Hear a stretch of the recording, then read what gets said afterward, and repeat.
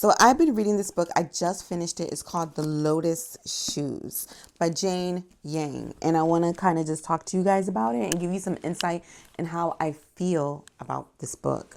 I love this book. I give it all of the stars. It has all of the stars. And I say that because reading this book really gives you insight to the culture at that time. And I love books that are able to teach you something without beating you over the head with facts or doing like information dumps. I'm not a big fan of that. You know, sometimes it works, a lot of times it doesn't. And in this case, it's not done like that at all. These facts and the interesting things that you are learning when you read this book are so, I feel like, expertly woven into the story that you don't even know that you've been to class after you finished reading. That's how I feel. You're getting a history lesson. You're getting a lesson in politics. You're getting a lesson in socioeconomics. And you're also getting a lesson, a peek into women's rights in 1800s China. Now, Little Flower is our protagonist. And her story starts at home. And she has a very familiar story if you are into like Chinese historical dramas or Chinese history around that time period. And that has to deal with foot binding.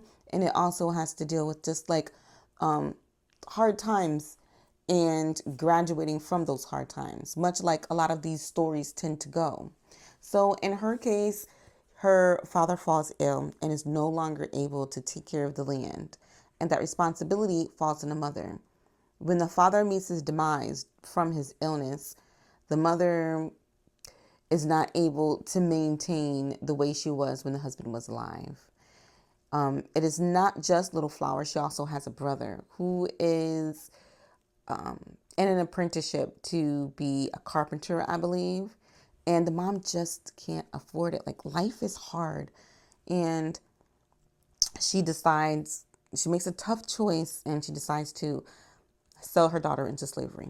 You'll hear me refer to slavery and also indentured servitude, and I will interchange these two terms a lot of times because of the way that it's used in the book. Now, they did have slaves where they were able to, at some point in time, marry out of slavery or their indentured servitude, and a lot of times that didn't happen. In Little Flower's case, she is sold to the Fong family, and her mother had to sign a contract of indentured servitude. And within that contract, it does state that she's able to buy Little Flower back for every year that she was within the care of the Fong family with interest. So just think of the odds of that happening for Little Flower's mother. And before her mother, her Anoeng, releases her to this family, she gives Little Flower one lesson, a lesson about taking care of her golden lilies, her small feet.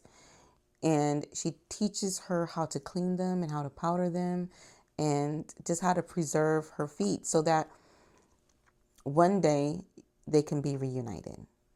And as long as she keeps her golden lilies and does as she's told, as long as she's obedient, then she'll have the hope of maybe one day being married and having a family of her own and no longer being a slave to this family. But mostly Little Flower is looking forward to the day when she's able to be reunited with her mother again. And so she takes care of her golden lilies until her mistress, the one that she has become a personal slave to, orders her to unbind her feet. And of course, this is devastating for Little Flower because not only is she losing her golden lilies, she's also losing the hope that comes with keeping them. And the reason why her mistress wanted her to unbind her feet and have natural feet is because she doesn't have them. Her feet are not bound, and she's jealous. And she's, from a noble family. She's a lady. And how dare her slave have golden lilies when she cannot? So there's a couple of reasons why she doesn't have her feet bound. And eventually, it is decided that she will not bind her feet at all because she has a betrothal. She's going to be married to a somewhat of a diplomat, someone who's going to have ties with the Western world. And at this time, Westerners, the British colonies and such, and in the Americas are looking at China like they are cruel and barbaric for the practice of foot binding. And so the Chinese women in this book, the conversation is like, how would they know? They don't even know anything about culture. They don't know about our lifestyle and what it means to be a woman in China. And no self-respecting Chinese woman is going to be seen without her golden lilies. Yes, her golden lilies. And so because her mistress, and her name is Lin Jing, is jealous that she has these small feet, she has them removed. But you know what? There's a particular part in this story that before she orders her to have her feet removed, she puts her through all of this physical pain. Like she makes her climb all these stairs, knowing it puts pressure and it hurts her feet to do so, because you have to be kind of gingerly with these tiny little feet. Even when you've had them for a long time, you have to be very careful. You're not meant to be running and overexerting yourself, I guess you could say. And already there's a restraint and there's a lack of freedom there as a woman. And the way that the author expresses a woman's restriction is, I don't know, it's expertly done, okay?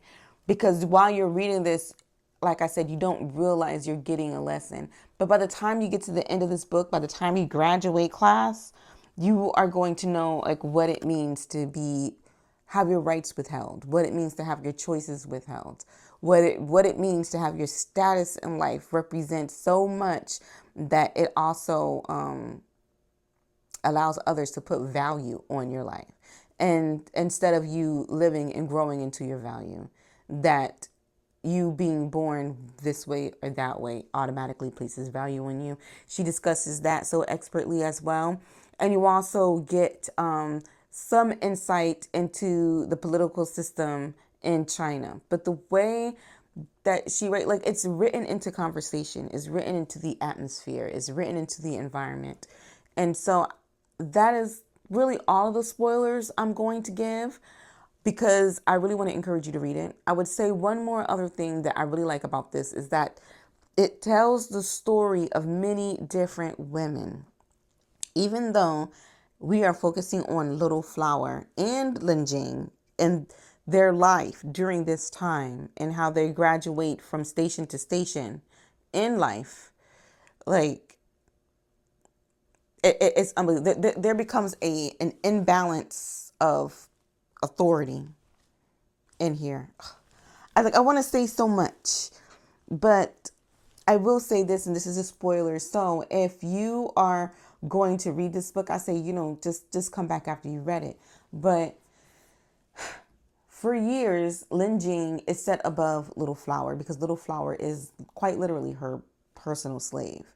And there comes a time when there is going to be, I don't want to say a swap in power, but there's going to be an imbalance of power to where Lin Jing is no longer going to be a station above Little Flower. And there's going to be a point in the story where they're going to be eye to eye. And she's not going to be able to accept it. She's not. And in many ways, you see this same story told throughout the book again within different relationships, and how where you were once in power and how losing that power can be so devastating that you are refusing to let that power go.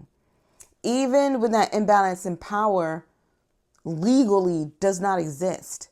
And you see that also play out in our current times, and how sometimes when you as a person or group of people in society have had power for so long that when it's gone, you have trouble realizing that you legally don't have authority anymore.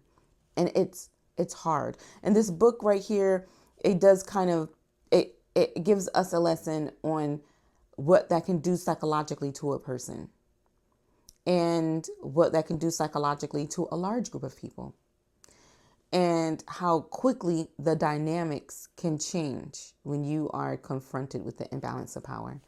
So that's all I will say about that. And if you are interested in reading this book again, like I said, it's called The Lotus Shoes by Jane Yang. I say read it. I say go ahead, get in class, graduate.